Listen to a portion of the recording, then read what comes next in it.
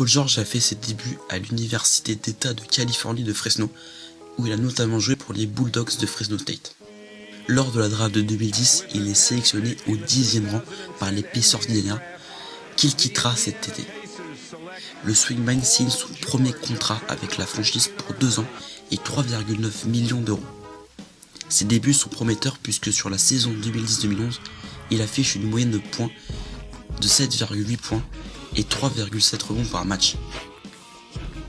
Les Pacers atteignent les playoffs cette saison-là, mais sont défaits au premier tour par les Bulls de Chicago en 5 matchs. L'année suivante est bien meilleure pour le sophomore qui commence à prendre ses marques sur les parquets de la NBA. Il termine la saison avec une moyenne de 12,1 points, 5,6 rebonds et 2,4 passes. La franchise atteint une nouvelle fois les playoffs et passe cette fois le premier tour en sortant le Magic de Dwight Howard, qui était blessé, avant de s'incliner en 6 matchs contre le futur champion, le Heat de Miami. Mais tout commence réellement en 2012-2013, Palmdale qui explose littéralement lors de sa 3e année chez les pros, où il est sélectionné pour le All-Star Game. Une première pour le jeune ailier qui réalise tout simplement la meilleure progression de l'année. Il est donc logiquement récompensé du titre de MIP en 2013. Une consécration pour lui, puisque sa ligne de stats avoisine les 17,4 points, 7,6 rebonds et 4,1 passes de moyenne. Il claque même son premier triple-double cette année-là. 23 points, 11 rebonds et 12 passes. En play-off, à l'issue du match qui opposait les Pacers à Atlanta. Par la suite, il dispose des Knicks 4-2 avec une très grande défense de la part de Polo sur Carmelo Anthony.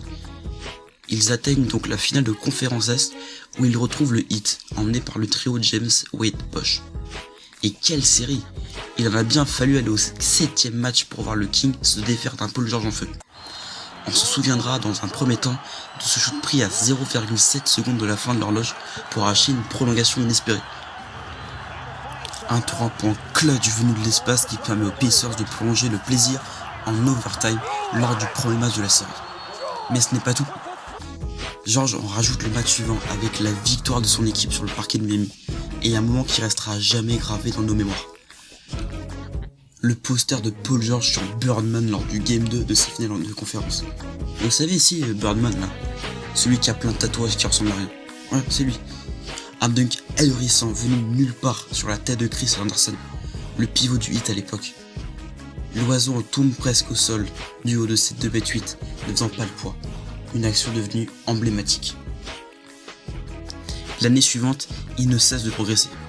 La barre des 20 points de moyenne est dépassée, puisqu'il termine la saison avec 21,7 points, 6,8 rebonds et 3,5 passes par match. Des stats qui lui valent de nombreuses récompenses individuelles, comme le meilleur joueur du mois ou de la semaine, et qui permettent aux Pacers de finir premier de la conférence Est. Pendant la saison, on se souviendra forcément de ce 368 000 contre les Clippers. Un dunk incroyable qui nous rappelle qu'il avait participé au concours de dunk en 2012 à Orlando. George finished in 3rd place in 2012. This is his 2nd slam dunk. When he put the lights out, Kevin, that was an underrated dunk. You got to run through the tape.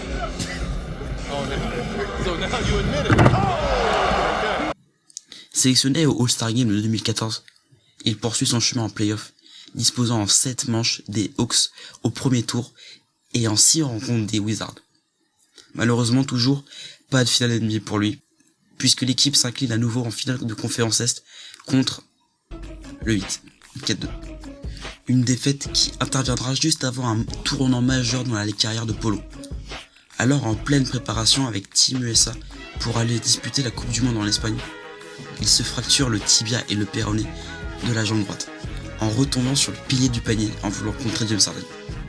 Les images sont aussi violentes que le choc. Opéré, son indisponibilité est évaluée de 9 à 12 mois. Une année quasi entière où Paul George ne refoulera pas les parquets de la NBA. Son grand retour est finalement prévu pour le 5 avril 2015, sous l'ovation du public. Coïncidence ce jour-là, les Pacers sont opposés à Miami, leur grand rival à l'Est.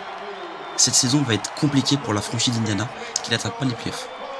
Paul George ne dispute que 6 rencontres avec une moyenne de 8,8 points.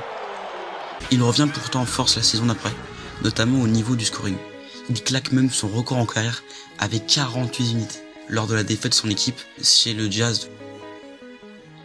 Il participe au All-Star Game 2016. Returning to the All-Star Game for the East for the third time from the Indiana Pacers, Paul George.